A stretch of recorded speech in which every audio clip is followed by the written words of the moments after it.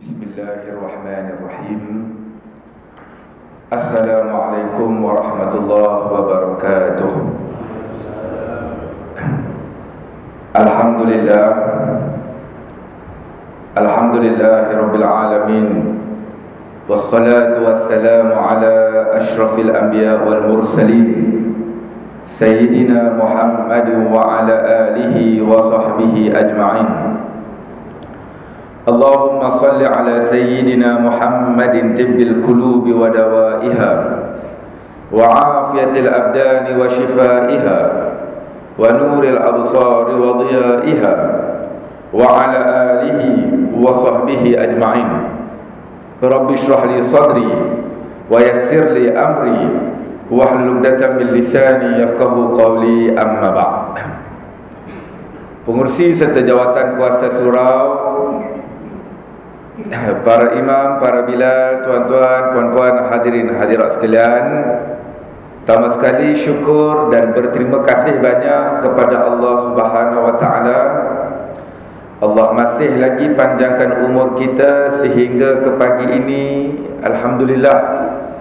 Allah beri kesihatan yang baik kepada kita. Alhamdulillah. Dan Allah beri kelapangan masa kepada kita untuk kita dapat datang solat berjemaah. Dan kita duduk sebentar dalam surau ini, beberapa minit ini, dan kita berkongsi beberapa maklumat yang mudah-mudahan ianya memberi manfaat dan kebaikan kepada kita, mudah-mudahan insya-Allah. Imam minta saya ta'aruf tadi. Imam sebut macam tu. Saya ni kali kedua dah di sini. 2 bulan lepas atau bulan lepas saya tak ingat lah. 2 bulan lepas atau tak silap saya lah. Saya datang maghrib di sini. Masa tu pun saya dah ta'aruf, tapi sebab imam minta saya ta'aruf lah sekali lagi. Permintaan imam, tak payah dah lah. Okey. Orang ingat tak ingat tu saya tak tahulah. Tak apa, tak penting pun. Okey. Yang mesej saya apa tadi nama? Haji Ustaz Mahdi. Dia pengurusi. Dia pengurusi surau AJK. Okey, jawatan kuasa surau Ustaz Mahdi. Okey, dia mesej minta untuk cerita berkenaan dengan perkara yang berkaitan dengan Maulidur Rasul sallallahu alaihi wasallam, atau lebih kepada ibrah daripada Nabi SAW, apa yang berlaku dalam hidupnya. Saya ada pengalaman sikit, tak banyak. Tahun lepas antaranya saya pernah pergi satu masjid di Puchong, Selangor ni. Dia buat Maulidur Rasul, sambutan itu. Dia ada karnival, siap buka booth. Banyak orang berniaga, masa orang tapak murah-murah dia nak bagi orang berniaga dan nak bagi orang main masjid.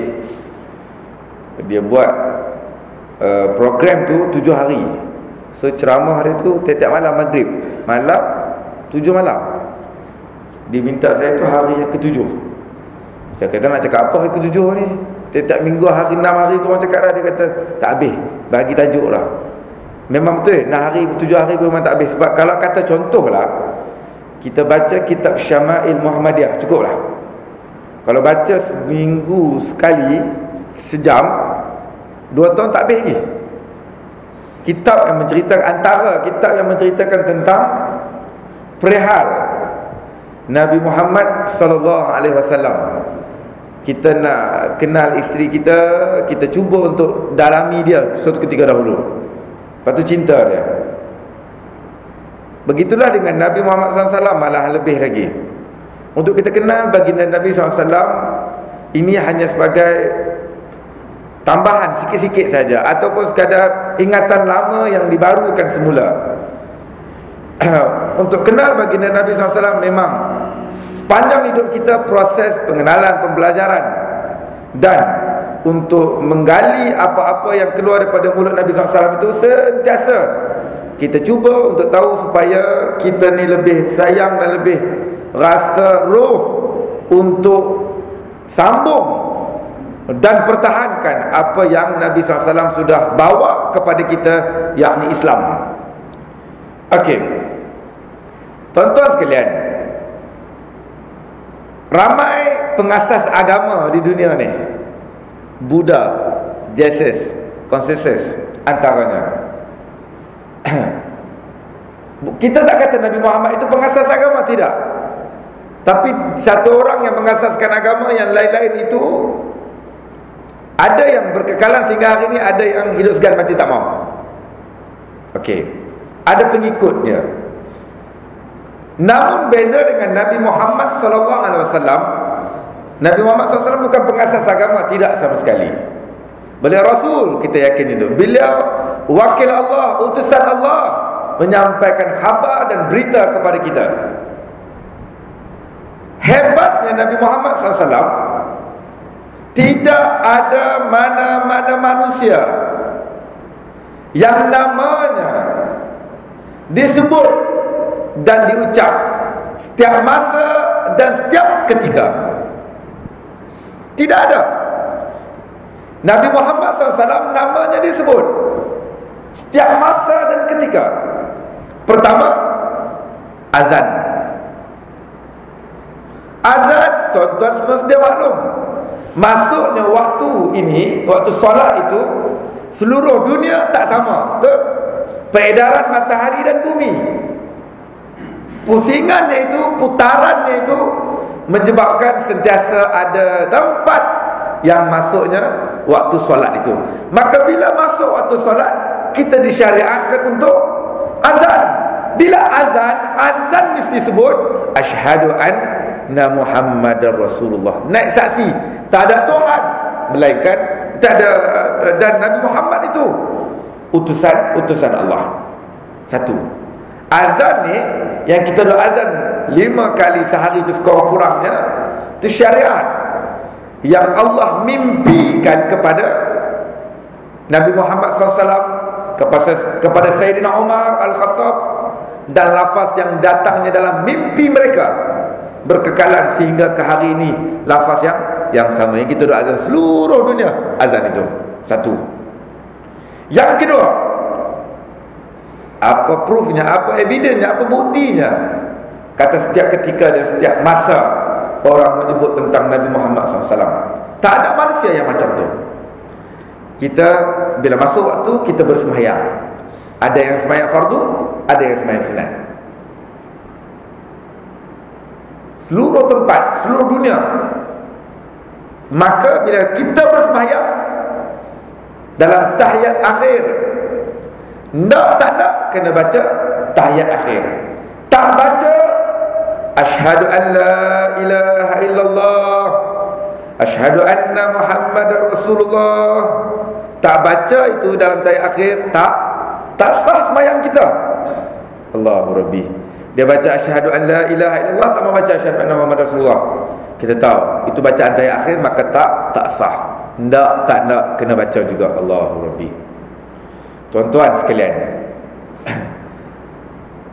orang yang baik yang ada pada ketika kita ada ni, kita sebut juga nama dia. Kita kata kat anak kita tu, Pak Mat tu baik, dia bagus. Dalam taman ni, dalam kampung ni, dia yang paling baik. Ringan tulang, suka tolong orang, tak pernah kata kau bagus. Bila dia meninggal, orang masih sebut juga sikit-sikit. Inilah rumah Pak Mat tu, tak pernah, lepas dia meninggal, tak ada dah orang yang sebaik perangai macam dia dalam kampung kita ni. Baik sungguh. Cerita kat anak, kita meninggal, generasi kita habis. Anak ni 5 orang je tahu cerita dulu. Sekadar 5 orang yang bercerita dulu Pak Mat ayah aku kata baik dulu, bagus. Habis generasi tu, anak tu habis lah. Maknanya orang bersembah sekadar itu saja. Tapi Nabi Muhammad SAW, walaupun sudah meninggalkan kita 1400 tahun lebih kurang, Allahu Rabbi, namanya disebut, perihalnya dicerita, Allahu Rabbi. Walaupun satu orang raja, satu orang sultan yang hidup pada ketikanya dahulu, kalau kata sejarah tak dibaca, maka mati dia dengan sejarah-sejarah itulah. Orang tak bicara tentang dia. Kalau ada pun sekadar sikit, tapi tak ada detail macam mana orang cerita tentang Nabi Muhammad SAW. Sampai rambut yang ada pada batang tubuh Nabi SAW itu dikira berapa helai uban yang ada pada dia. Itu contoh. Allahu Rabbi.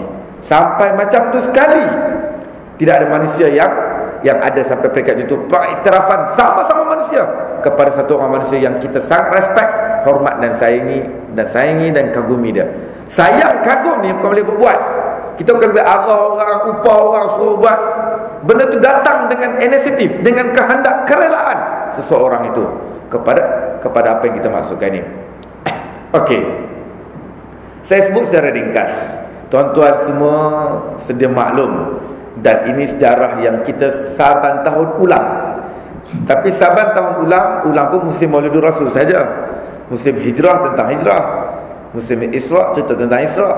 Tapi benda ini bila cerita setahun sekali itu, mudah-mudahan sentiasa kita panaskan balik untuk kita sentiasa sayang dan cintanya kepada Nabi SAW. Dan yang paling penting, kita nak sambung dan kita nak jaga agama yang Nabi SAW bawa dan sampai kepada kita hari ini.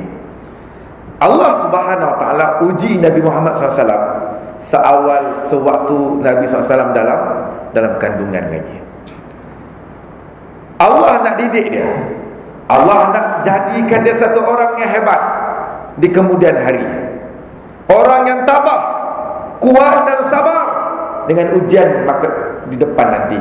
Allah jadikan kepada Nabi Muhammad SAW ini sewaktu dalam kandungan ibunya lagi, Allah sudah ambil nyawa ayahnya. Ayahnya sudah dimeninggalkan waktu dalam kandungan maknya lagi. Lahirnya beliau ke dunia, majoriti kita lahir dan membesar, ada mak dan ayah duk mandikan kita, duk dukung kita, pegang papah tangan kita, pergi piknik, pergi jalan. Kita sempat ramai di kalangan kita rasa kasih sayang ayah, manja kita dengan ayah. Nabi Muhammad SAW Allah uji untuk jadi beliau yang tabah. Seawal lahir sudah tidak rasa nikmat sayangnya seorang ayah. Nak jadikan dia tabah, ayah Allah sudah ambil waktu kelahirannya. Lahir, siapa yang sambut kelahiran Nabi SAW? Cerita ibrah. Siapa yang sambut kelahiran Nabi SAW? Namanya Syifa. Syifa ni makna bahasa Melayu penawar, betul? Bidan Rasulullah SAW namanya Syifa. Dia yang sambut kelahiran Nabi SAW. Satu. Yang kedua, Nabi SAW dilahirkan. Nabi SAW ada ibu susuan. Fiqh kata radha'ah, ibu susuan. Ibu susuan Nabi SAW nama apa, tuan-tuan? Halimah. Halimah tu Sa'diyah. Siapa nama anak dia? Nama anak dia Syaimah, perempuan. Makna apa kita nak cakap ni? Syaimah dengan Nabi SAW saudara susuan. Maknanya mereka dua orang tak boleh kahwin. Susuan ni mungkin kita dah tahu, mungkin lupalah. Dua syarat saja. Culture kita tak banyak. Culture Arab biasa, uruf sana biasa. Satu orang kawan, best friend, BFF orang kata, rapat, close. Dia, isteri dia menyusukan anak kawan dia nyusu anak kita. Contoh, dua syarat. Satu, budak yang menyusu umurnya kurang 2 tahun. Besar imam kita tak jadilah kalau nyusu, jadi lain lah tu. Mesti kurang 2 tahun umur dia, tak lebih. Kurang 2 tahun umur baby tu. Yang kedua, budak yang menyusu itu at least, sekurang-kurangnya alal akal, sekurang-kurangnya 5 kali susuan yang mengenyangkan. Cukup 2 syarat ni, anak tu jadi anak susuan. Dengan mak ni peganglah tangan, tak boleh kahwin. Peganglah tangan, tak berdosa, tak boleh kahwin sampai kiamat lah. Dua berdua di rumah tak boleh tangkap haluat. Sebab mereka tu mak dan anak susuan. Mak kandung ada anak kandung. Anak kandung dengan anak susuan, adik-beradik susuan. Macam adik-beradik sendiri. Macam adik dengan kakak, abang dengan kakak tak boleh kahwin. Tengok rambut tak apa, sentuh tak batal wuduk. Cumanya beza mereka tak boleh jadi wali dan tak pindah faraid. Itu je. Hak lain semua, hukum kulitnya, persentuhannya, perkahwinannya sama macam ajnabi, sama macam adik-beradik kandung atau kaitan dengan mak dan sebagainya. Maka Nabi SAW ni ada mak susuannya, ada adik-beradik susuannya, Syaimah dan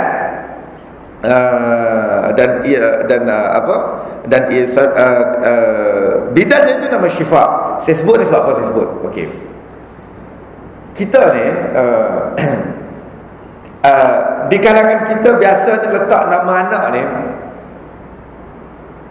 kadang-kadang kita tak rujuk atau kita tak tanya kepada orang yang ada kemahiran sikit lah, especially dalam makna vocab bahasa Arab ni. Contoh, saya kerap jumpa, dan beberapa hari lepas saya jumpa lagi. Kebetulan duduk kat pejabat tu, tengok nama perempuan itu Nur Zana. Nama Nur Zana. Zana bahasa Arab terjemahnya penzina, cahaya penzina. Bapa atau mak atau orang yang bagi nama tu seolah-olah mata sedap nak bagi telinga dengar, tapi pada maknanya tu peranan mak, ayah, datuk kalau nak bagi nama kepada satu orang. Wati, ramai nak orang Melayu nama Wati. Wati itu makna setubuh.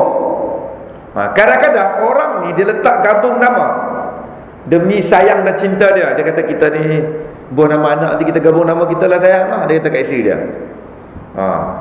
Kalau gabung nama makna baik tak apa, atau tak ada makna langsung tak apa lagi lah, bukan yang suruh ni. Tapi sebaik-baiknya yang ada makna. Gabung isteri nama Maznah, suami nama Daud, gabung jadi Mazda. Kan tak sedap bunyi tu, jadi lain macam. Jadi benda ni kadang-kadang dia nama ni doa satu, yang kedua nama ni akan dipanggil di padang mahsyar kelak. Kalau nama itu sudah kurang baik, maknanya malu dia nanti. Kita di dunia ni pun kalau nama kita tu lain sikit pada orang, kita pun rasa lain. Saya ada kawan daripada kecil lagi sekolah rendah, ayah dia nama dia pelik pada orang, dalam sejuta mungkin seorang pun belum tentu ada nama tu. Saya tak sebut lah. Tanya dia, dah kawan rapat, kita tanya dia, hang malu tak nama ayah hang macam tu? Dah kawan rapat, kita tanya lah. Dia kata malu juga tapi nak macam mana, ada nama ayah aku. Biar pergi lah. Nak ceritanya ada juga perasaan itu dunia. Nanti sana samalah juga. Jadi benda ni namanya, kita bubuh nama anak ni, bubuhlah nama-nama makna yang elok. Nama anak saya Syifa, yang bagi cadangan tu Dr. Harudin. So saya saya kata nama, saya pergi tahnik kat Dr. Harudin, saya kata nama anak nama apa Tok Guru? Saya tu nama Syifa. Nama anak sulung saya Syifa. Nama anak kedua saya Syaimah, yang saudara susun Nabi SAW tu. Contoh, kita bubuh nama anak tu biar ada kaitan dengan sejarah atau perkara yang ada dalam perjalanan hidup. Dalam perjalanan hidup, khususnya perjuangan dan memartabatkan Islam ni, ada sumbangan mereka kepada agama ini. Okey. Nabi SAW lahir pada maknya, pada ketika ayahnya sudah meninggal, dan membesar dengan ibunya, membesar dengan kasih sayang seorang ibu. Sampai umur 6 tahun Allah meninggalkan pula maknya. Mak ni compare dengan ayah, banding dengan ayah, tak payah bohong dah. Mungkin majoritinya, contohlah tidur malam, baby teriak, anak teriak, banyak yang spend time, sacrifice. Mak kaya biasanya lah, yang dengar teriak sikit-sikit, yang pergi loncat bangun dulu, biasanya mak, biasanya macam tu. Sayangnya mak, sifat ibunya mak kepada anak biasa. Mak yang satu orang memang mak sayang kepada anak, tak ada mak ni tak sayang ke anak. Umur 6 tahun, waktu umur anak kita tadika, Allah ambil nyawa maknya pula. Allah Rabbi. Ayah memang dah tak ada awal-awal, bergantung dengan mak kasih sayangnya. Allah ambil nyawa maknya seawal 6 tahun umur dia. Allah duduk dengan datuk dia Abdul Muttalib.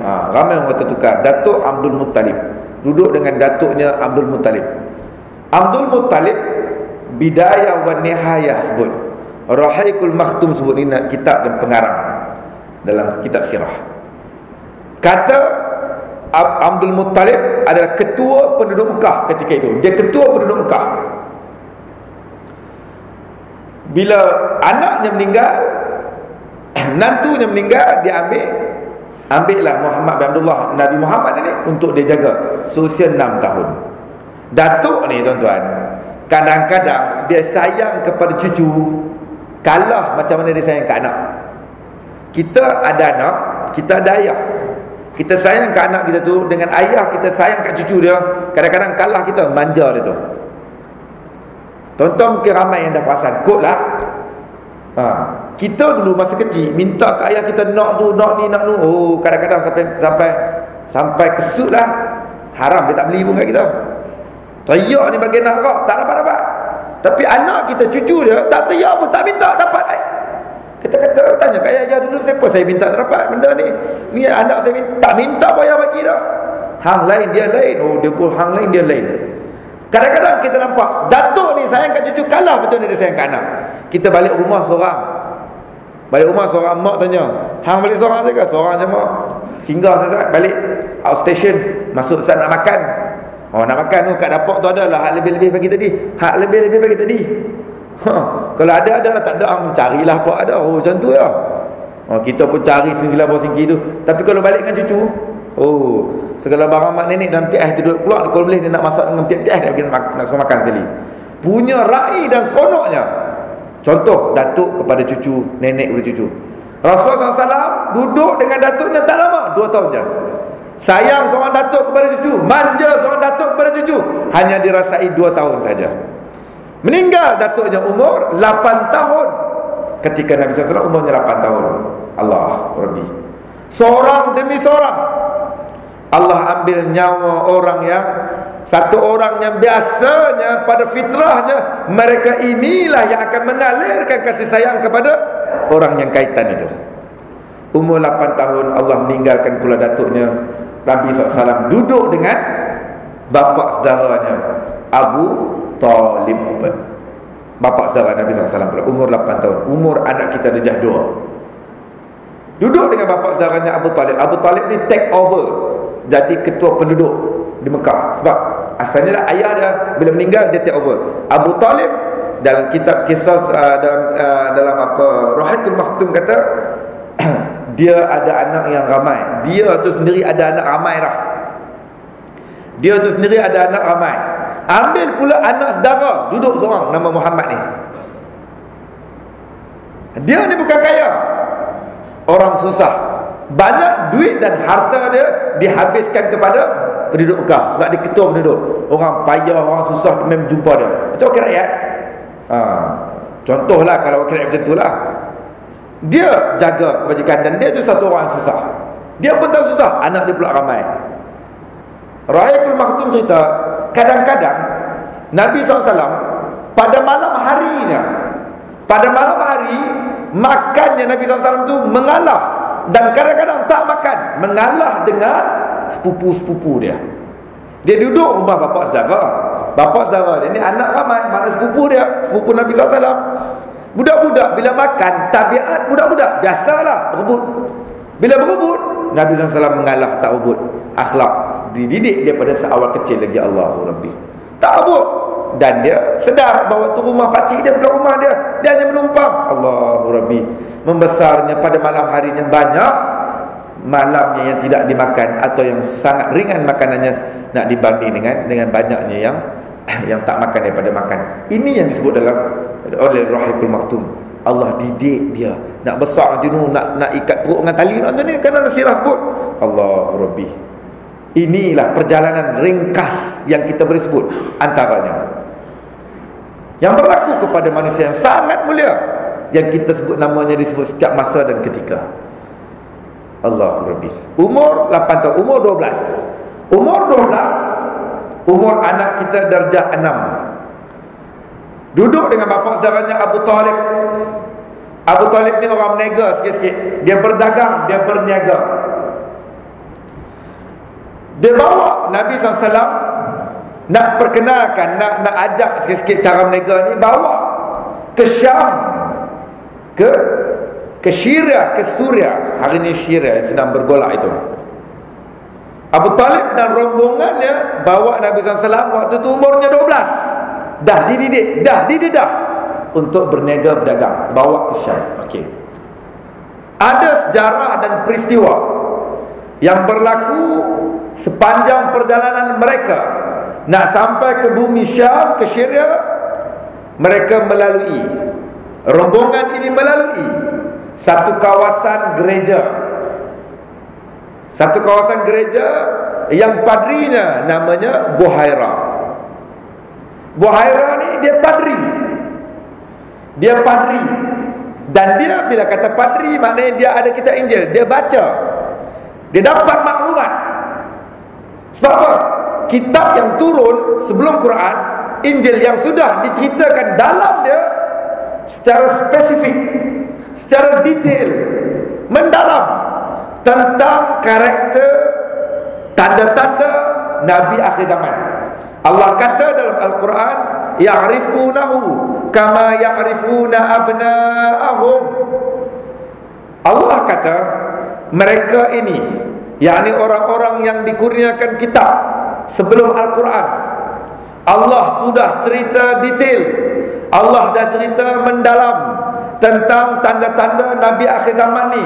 Bagaimana dia, keturunan dia, bagaimana cara dia membesar, apa tanda yang ada pada dia, Allah dah cerita. Dan Allah kata mereka kenal kamu Muhammad kama ya'rifuna abna'ahum. Macam mana mereka kenal dekat anak-anak mereka, macam itulah mereka kenal dekat kamu. Punyalah mereka kenal kamu, macam mana bandingan yang Allah buat. Dia perkenal dekat anak dia, macam itulah dia kenal kat kamu. Ayah ni dia kenal anak, dia boleh beza. Hak sulung ni kuat merajuk, ayah tahu. Kalau dengan anak sulung ni cakap kena lembut, cakap lebih sikit merajuk, 5 hari tak tegur. Contoh. Anak kedua ni kasar, kahar, katalah tak lut.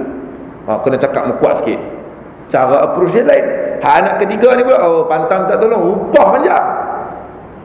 Ayah, mak dia kenal, sekok perangai seorang-seorang ayah kenal, mak dia kenal, jaga daripada kecil sampai besar. Ayah kenal, biasa kita ayah, kita mak, mungkin kita tak, seorang-seorang. Allah bandingkan, Allah umpamakan, mereka kenal batang tubuh Nabi SAW ni macam mana mereka kenal anak dia sendiri. Allah Rabbi. So Buhaira ni, dia belajar, dia tahu dan dia baca kitab. Allah dah cerita detail, maka dia kenal dan tahu tanda-tanda Nabi akhir zaman ni. Sudah dengar, sudah heboh, bahawa sudah dengar kata bahawa Nabi akhir zaman ni dah lahir dah ada dah di Mekah tu. Cuma waktu tu tak canggih, tak ada Facebook, tak ada Instagram, tak ada WeChat, tak ada WhatsApp. So maklumatnya macam tu, sekadar dengar cakap hearsay. Dah dengar, tapi Buhaira tak kesempatan nak tahu dan nak tengok. Dia nak double check, double confirm, betulkah berdasarkan maklumat kitab yang dulu turun tanda Nabi ni macam ni. Dia tak sempat tengok lagi. Okey. Kebetulan perjalanan Nabi SAW dan rombongannya nak pergi ke Syam tadi melalui gereja Buhaira tadi. Buhaira dalam perjalanan duduk waktu tu, nak katanya dia perasan, dia nampak awan bergerak, awan itu bergerak seiringan dengan kumpulan yang sedang berjalan itu. Okey. Dia tahu tanda Nabi ni antaranya itu. Dia sudah rasa lain macam. Bagaimana kumpulan ni boleh berjalan sedangkan awan tu bergerak juga? Orang dah memang jarang tengok langit. Kita sebab tak ada kepentingan nak tengok langit, dongok langit. Tapi orang dulu tengok langit ni biasa. Antaranya masuk waktu solat, betul? Tengok matahari. Subuh tengok fajar, sodik ke kazib. Matahari zuhur, pacak tak kepala, bayang tak nampak. Asar nanti bayang sama panjang, itu masuk asar. Maghrib matahari duduk tepi laut tu, tengok matahari terbenam. Aisyah terbenam habis. Orang kena tengok, sebab orang dulu macam tu, tak ada jam. Tak ada macam kita ni hari ni, kita tengok jam ya, dah orang susun siap dah. Tu sebab kita tak tengok dah. Orang dulu berjalan tengok bintang. Oh, bintang ni macam ni arah ni perjalanan mereka. Mereka tak ada GPS, tak ada Waze. Maka kebiasaan pada orang dulu tengok langit tu biasalah. So Buhaira ni pun tengok langit tu biasalah. Dia perasan dengan awan tu dan bergerak seiringan. Dia sudah rasa lain macam. Bila rombongan ni sampai di kawasan istana dia offer masuk makan. Dia tanya, kamu dari mana kumpulan ni? Kumpulan ni kata, kami dari Mekah. Bila dari Mekah, dia sudah rasa lagi lain macam. Sebab orang belajar, dia tahu lah. Bila dia belajar, dia tahu simptom-simptom tu, dia dah tahu. Dan dia menunggu, dia nak jumpa, dan dia tengok evidence tu sikit, dia dah rasa lain macam. Dia offer duduk makan. Dia nak tengok ni, orang yang makan ni siapa ni, dia nak kenal ni. Bila dia tengok, dia offer makan, tengok tak ada. Dia kata tak ada. Buhairah tanya kepada rombongan ni, ada lagi atau tidak ahli rombongan kamu ni yang tak masuk, yang ada di luar? Mereka kata ada. Kami rotate, kami tukar-tukar jaga ni untuk barang dagang lagi hilang lagi. Kalau cahaya nyangok nyamun ni, duduk kat luar tu giling. Kami habis, dia depan pula masuk makan, jaga ni binatang duduk luar tu. Buhairah kata tak apalah, bagi masuk je lah, tak apa, bagi tak apalah. Lalu mereka ni pun masuk semua. Bila Buhairah tengok satu orang kanak-kanak yang masih budak lagi lah, Nabi SAW itu umur 12 ketika itu, dia tengok, dia rasa lain macam dengan budak yang seorang ni. Buhairah test. Nah, ni kata orang belajar ni, kadang-kadang dia bukan tak reti, dia bukan tak cerdik, tapi dia cakap dengan orang tu, kadang-kadang dia saja nak umpan dia tu, tengok macam mana dia semisnya. Orang tu semis, tengok dia ni masuk perangkap ke tidak. Contoh lecturer ramai sini. Kadang-kadang anak murid tu sembang saja, tengok oh budak ni sembang lebih dari aku ni. Buhairah mulakan cakap dengan Nabi SAW dengan memulakan sumpah. Orang Arab sumpah ni biasa, dalam Quran tu banyak tempat Allah mulakan dengan sumpah.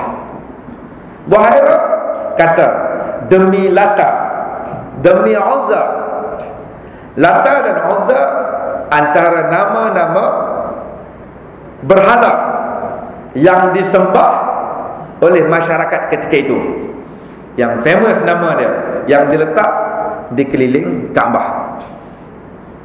Buhairah mula sumpah dengan Lata dan Uzza. Dia nak test budak ni respon tak.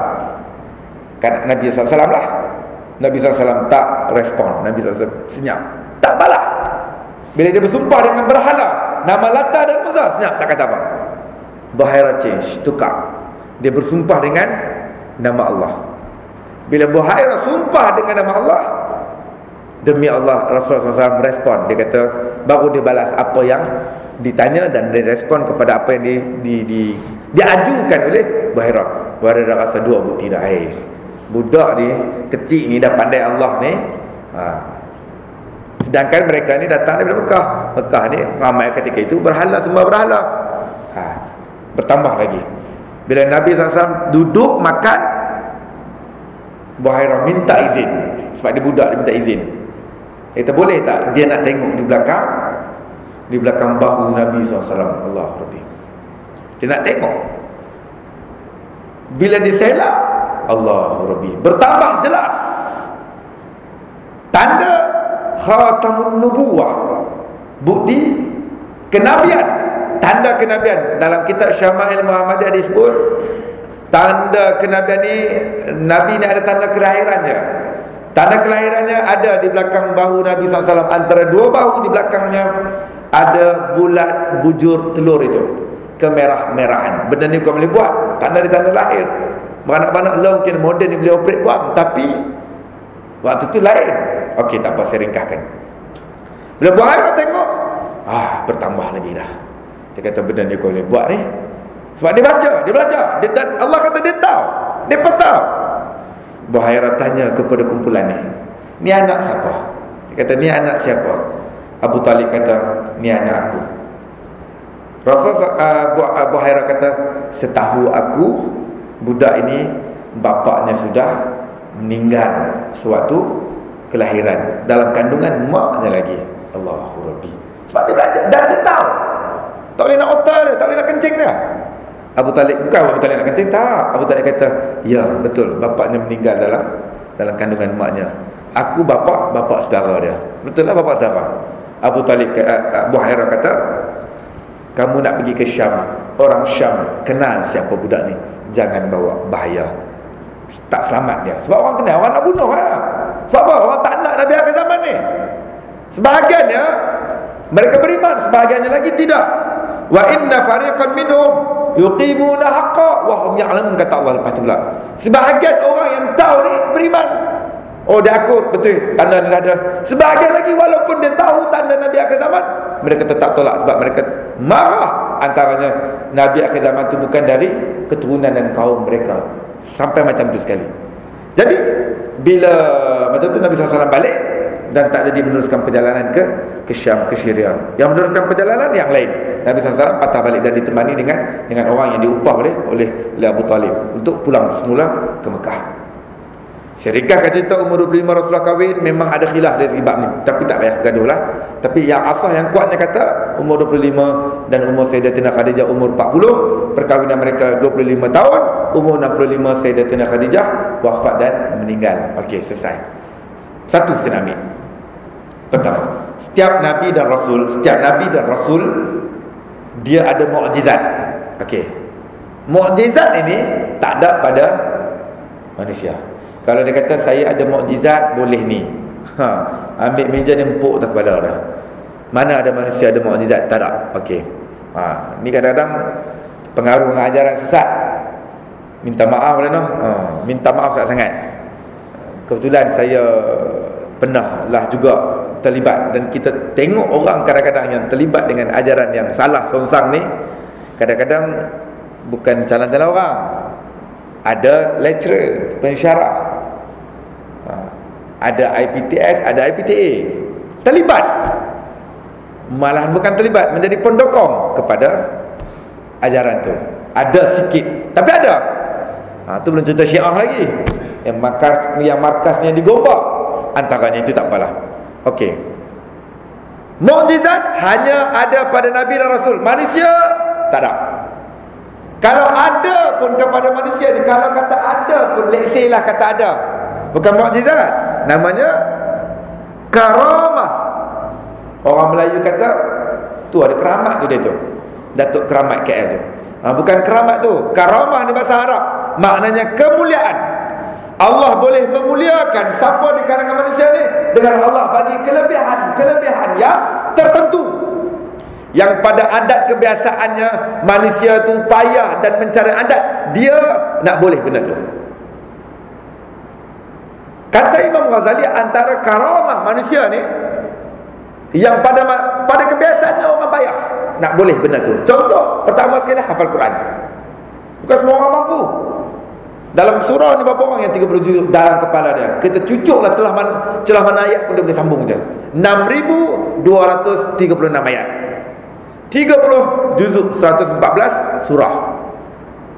Kita juzuk amma pun betul apa? Kadang-kadang baca wadduha, tutupnya minal jinnati wan nas. Kadang-kadang lagi bahaya baca surah Al-Kafirun. Qul ya ayyuhal kafirun la a'budu ma ta'budun wala antum a'buduna ma a'bud wala antum a'buduna ma a'bud. Betul? Wala ana a'budu ma a'budtum wala antum a'buduna ma a'bud. Itulah tu je.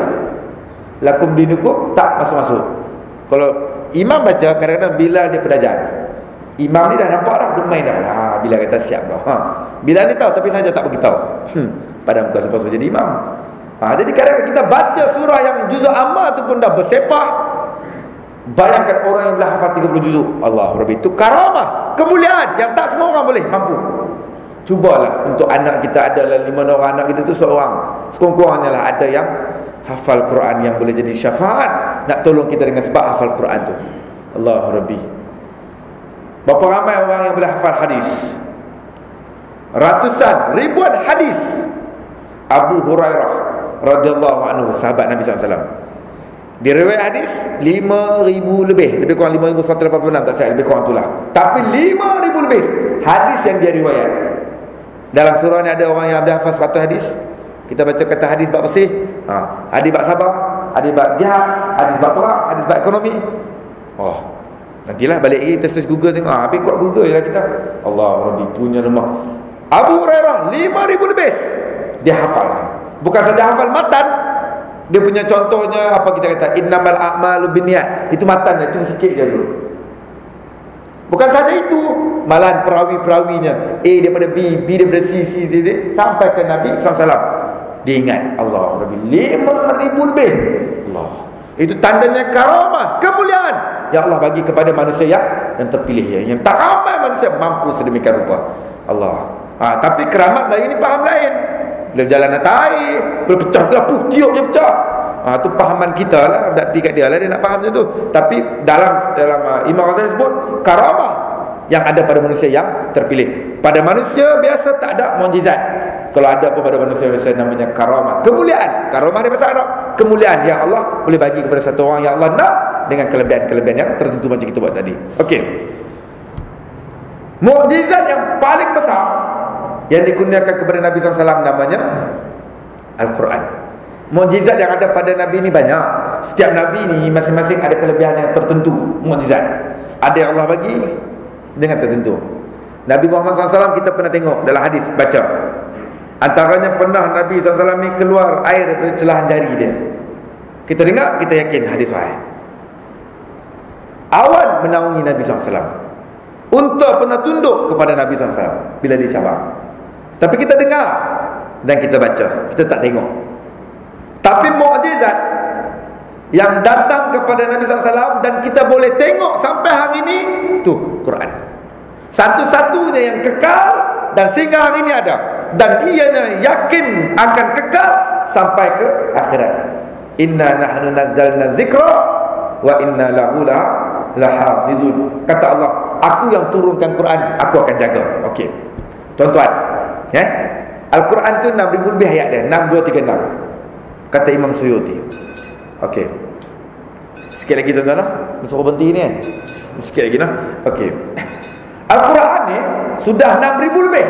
Sudah 1,400 tahun lebih dah umur dia, lebih kurang.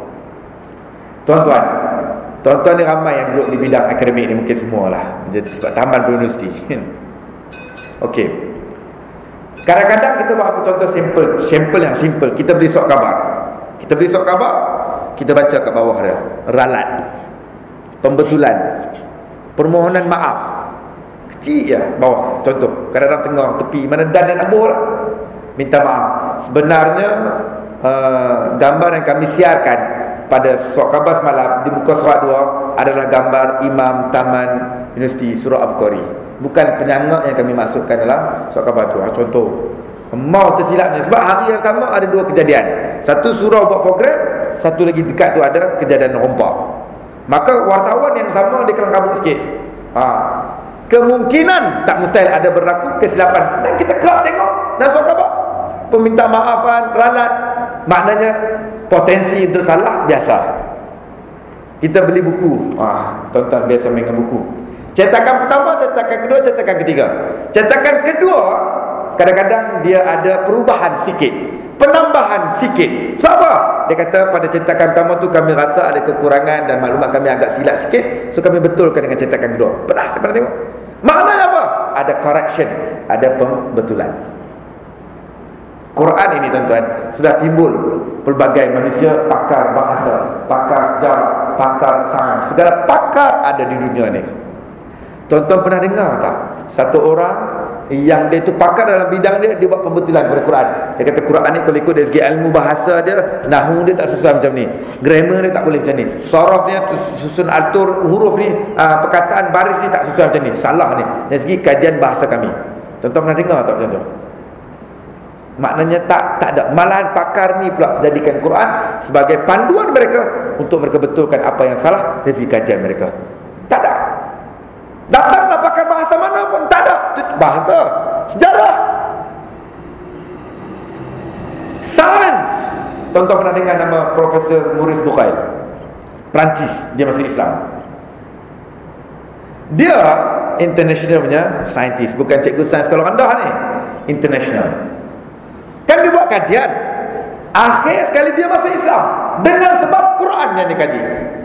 Dia kaji Quran, dia kaji dan dia nak cari kesilapan pertembungan antara sains dan Quran. Kok dia kata Quran ni bohong, Quran ni tipu. Dari segi sains, ilmu yang dia kaji, sebab dia satu orang yang pakar dan dia tahu serok belok sains ni, maka dia nak cari kelompongan yang ada pada Quran. Dia kaji punya kaji Quran dan apa yang keluar daripada mulut Nabi SAW, dia tak jumpa satu pun yang bertentangan dengan ilmu sains yang dia kaji. Malahan semuanya tepat, dan akhir sekali dia masuk Islam dengan sebab Al-Quran. Allahu Rabbi. Antaranya dia kata Nabi SAW ni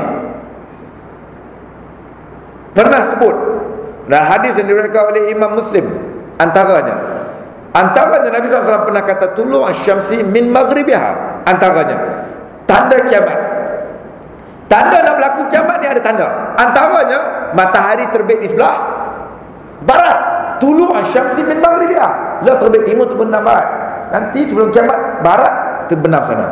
Nabi SAW ucap ni 1000 tahun dulu. Waktu tu alatan sains tak ada, tiada kajian. Tapi satu orang yang tak pandai baca, tak pandai tulis, ummiyun Nabi SAW ni. Tapi bila dia kata waktu itu, tidak ada seorang pun yang bangkang dan nafi dan kata Nabi ni bohonglah. Apa mana matahari terbit sebelah barat. Mereka tak kata apa-apa. Kita sepatutnya yang sudah hidup di zaman yang moden ini, sepatutnya lebih yakin dengan datangnya kajian-kajian yang mengesahkan apa yang Nabi SAW nyatakan itu. Kata mereka yang mengkaji, dunia ni ada paksinya, bumi ni ada paksinya. So paksi bumi ni bergerak, namanya retrograde motion proses. Itu saya baca prosesnya sentiasa bergerak, paksi bumi itu. Dan proses ini kalau berterusan, mereka menyatakan bahawa dunia ni akan menyaksikan matahari akan terbit di sebelah barat. Mereka kata, saintis barat yang kaji kata ini fenomena alam. Tapi orang Islam, sebab dia sudah dengar hadis Nabi kata sebelum kiamat akan matahari terbit di sebelah barat, bagi kita orang Islam bahawa itu adalah tanda nak kiamat. Mereka kata memang sedang proses ke arah itu, dan sampai satu masa bila proses itu berterusan akan menyaksikan bumi ini mataharinya terbit di sebelah barat. Maknanya sebenarnya dah nak hampir, cuma kita tak tahu nak expect berapa lama saja lagi nak Allah munculkan matahari itu di sebelah barat. Sains yang mengesahkan itu sebahagiannya lah. Mereka kaji Fir'aun dan sebagainya, macam Allah cerita dalam Quran, dan tidak ada satu pun kajian mereka yang bertentangan dari sejarah dan sebagainya. Secara ringkas saya sebut macam itulah. Dan last lah, Sayyidina Umar Al-Khattab radhiyallahu anhu, dia masih Islam. Beliau masih Islam. Sayyidina Umar ni pembangkang, bukan saja pembangkang, ketua pembangkang. Waktu zaman dia tu, siapa yang ikut Nabi SAW, dia kira nak cederakan, dia kira nak bunuh. Sehingga adiknya pun dia tampar adiknya waktu dia dengar adik dia baca Quran itu. Okey, kita semua tahu sejarah ini. Bila Sayyidina Umar nak pegang, adiknya tak bagi, dia suruh baca. Bila dia baca, dia kata ini bukan kalam biasa, ini bukan syair. Isteri dia baca surah Toha ayat 1 sampai 5. Dengan dengar ayat itu, hati satu manusia yang sangat keras kepada Islam akhirnya masuk Islam. Bukan saja menjadi orang Islam, malahan menjadi pejuang kepada Islam. Dan dia itu menyambung sirah Nabi SAW. Dia menjadi khalifah Islam yang kedua, berkat daripada dengar bacaan adiknya, bacaan Al-Quran surah Toha ayat 1 sampai 5. Inilah yang Ibn Abbas sebut dalam tafsirnya dalam bab ayat ni. Dia kata bagi orang yang nak menggunakan, nak menyejukkan, nak menenangkan manusia, antaranya ayat yang disejaskan adalah surah Toha ayat 1 sampai 5. Ambil iktibar, istifadah daripada peristiwa Sayyidina Umar masuk Islam dengan dia dengar ayat 1 sampai 5 surah Toha. Anak-anak tak dengar cakap, tiup ayat tu baca surah Toha 1 sampai 5 tu. Isteri tak pernah dengar cakap, isteri tidur tu tiup atas kepala dia. Suami ni kerja nak nikah 2 je. Masak nasi tu, jurang nasi tu sampai basuh tu baca surah Toha ayat 1 sampai 5 ni. Mudah-mudahan lembut hati yang kita harapkan ni. Okey. Kesimpulannya last sekali. Dalam khutbah wada, khutbah penutup. Sewaktu Nabi SAW dalam haji yang terakhir sekali itu je, dan alas bagi Nabi SAW khutbah wada. Nabi SAW berkhutbah, panjang khutbahnya. Di hujung tu hadis ni masyhur. Orang buat poster, orang buat banner, orang buat frame dalam masjid kadang-kadang nampak. Di hujung tu Nabi SAW tulis, Nabi SAW kata, taraktu fikum amrain lan tadillu ma in tamassaktum bihima kitab Allah wa sunnati atau kama qala Nabi SAW. Rasulullah SAW bila baca yang ni, kata yang ni, sebahagian sahabat menangis. Dia dah rasa lain macam. Ayah kata ke anak, nak, ayah rasa tak lama dah ni. Ayah tinggalkan kat kamu tanah 4 ekar, rumah 40 biji, kereta 400 biji. Ayah kata, anak kata, ya apa kata macam ni, janganlah kata macam ni, tak baik lah ya. Tak payah, tak. Dalam hati, yes. Suami kata kat isteri, yang abang rasa umur abang tak lama dah ni. Abang duk terima WhatsApp ni, tengok kawan abang yang belajar dulu, yang best abang, tinggal 5 je kami. Daripada 40 tinggal 5 je. Seorang berjalan. Sat dengar kata ni selamat dah, Sat kata ni selamat dah. Tak ada ramai, tinggal 5 orang. Abang rasa abang tak lama dah ni. Ni abang bagi tahu, siap-siap lah, ni abang ada ni sikit, ni sikit, ni sikit ni. Ambil lah noh, buat jaga anak-anak nanti. Isteri kata, apa abang cerita macam ni? Mati ada cerita macam ni lah, tak payahlah. Tak payah sampai masa ni kita buat. Tapi tak payahlah cerita macam ni. Orang cerita bak mati ni, bak cerita tinggal-tinggal pesan ni, dia kata lain macam dah. Rasulullah SAW sebut, taraktu fikum, aku tinggal kat kamu 2 benda. Hai, main tinggal-tinggal ni sahabat bacanya dalam, tafsirnya dalam, dia cepat tangkap. Hai, memang itu khutbah terakhir Nabi SAW. Allah, Rasulullah kata, aku tinggal kepada kamu 2 benda. Lan tadillu, kalau kamu pegang kemas 2 ni, kamu takkan sesat. Lan tadillu, kamu takkan sesat. Ramai di sini mungkin ada yang belajar Arab. Lan itu maknanya tidak, lam pun tidak, la pun tidak. Tapi apa beza lam, lan, la ni? Lan ni makna tidak, tetapi untuk li abada, untuk selama-lamanya. Antara contoh dalam Quran, Allah guna perkataan lan tarda ankal yahudu walan nasara hatta tattabi'a millatahum. Allah kata orang Yahudi dan Nasrani, mereka takkan redha kepada kamu orang Islam sehingga hang ikut mereka. Allah guna perkataan lan, maknanya selama-lamanya. Yahudi takkan berhenti nak kacau Islam, takkan berhenti. Tu Allah guna perkataan lan, selama-lamanya. Penggunaan perkataan itu membezakan makna. So Nabi SAW guna perkataan lan tarda, selama-lamanya kamu, kalau kamu ikut 2 ni, kamu takkan sesat. GPS kamu tak tipu, Waze kamu tak silap, signboard yang kamu pegang tu bawa kamu selamat sampai ke destinasi. 2 benda iaitu Al-Quran, Quran wa sunnati. Taraktu fikum amran lan tadillu ma in tamassaktum bihima, kitab Allah wa sunnati, Quran dan hadis Nabi SAW yang sahih, yang kita yakin datang daripada mulut Nabi SAW. Maka 2 benda ni kalau hang pegang, kamu takkan sesat di dunia ni. Kita dalam perjalanan nak mati ni tuan-tuan, pelbagai kita sedang melalui. So panduan kita tak nak tersesat, tiada lain melainkan Al-Quran. So kita hari ni tekadlah untuk diri kita, isteri, keluarga, taman, negara kita, untuk kembali kepada Islam yang sepenuhnya berpandu kepada Quran dan Sunnah. Kalau kata kita sambut Nabi SAW, sambut kelahiran Nabi SAW, kita cerita tentang Nabi SAW, sedangkan benda yang paling besar iaitu Quran, kita tak bawa dalam hidup kita, kita tak sayang Quran itu, sebab itulah yang paling besar yang dikurniakan kepada Nabi SAW, dan itulah yang diperjuangkan oleh Nabi SAW. Maka kalau kita hari ini kesampingkan Quran, kita tak ikut apa yang ada dalam Quran, kita ambil sebahagian saja, sebahagian lagi kita tolak tepi, kita tak mau beriman, kita tak mau percaya, apa guna kita cuti semalam? Apa sebab cuti semalam? Maulid Rasul. Sebab apa? Nabi lahir, Nabi datang bawa apa yang paling penting dalam hidup kau? Quran. La ikut Quran tak? Bolehlah, ada ikut, ada tak ikut. So benda tu kita tolak jauh-jauh lah, persepsi tu. Kita cuba jadi untuk orang yang betul-betul untuk ikut Quran dalam semua aspek kehidupan kita, ekonomi, politik, ketenteraan masyarakat dan sebagainya, supaya dengannya kita kembali selamat seperti mana yang dijanjikan oleh Nabi SAW. Seperti di sini dulu. Saya minta maaf banyak-banyak kalau ada tersilap bahasa, terkasar kata-kata dan sebagainya. Mudah-mudahan Allah memberkati kita semua. Sudah 7:30, saya minta maaf banyak-banyak. Subhanakallahumma bihamdik, asyhadu an la ilaha illa anta, astaghfiruka wa atubu ilaik. Bismillahirrahmanirrahim. Wal 'asri innal insana lafi khusr illa alladziina aamanu wa 'amilus solihati wa tawassaw bil haqqi wa tawassaw bis sabr. Bismillahirrahmanirrahim. Alhamdulillahirabbil alamin.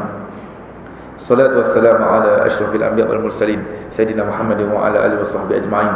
Allahumma zidna rizqan halalan katsira wa imanan kamila wa 'uluman nafi'a wa sihhatan jayyida wa zakatan 'aliyya wa qalban safiyya wa nasran 'azima. Rabbana atina fid dunya hasanah wa fil akhirati hasanah wa qina adzabannar. Wa sallallahu ala sayyidina Muhammadin nabiyil ummi wa ala alihi washabbihi wa barik wasallam.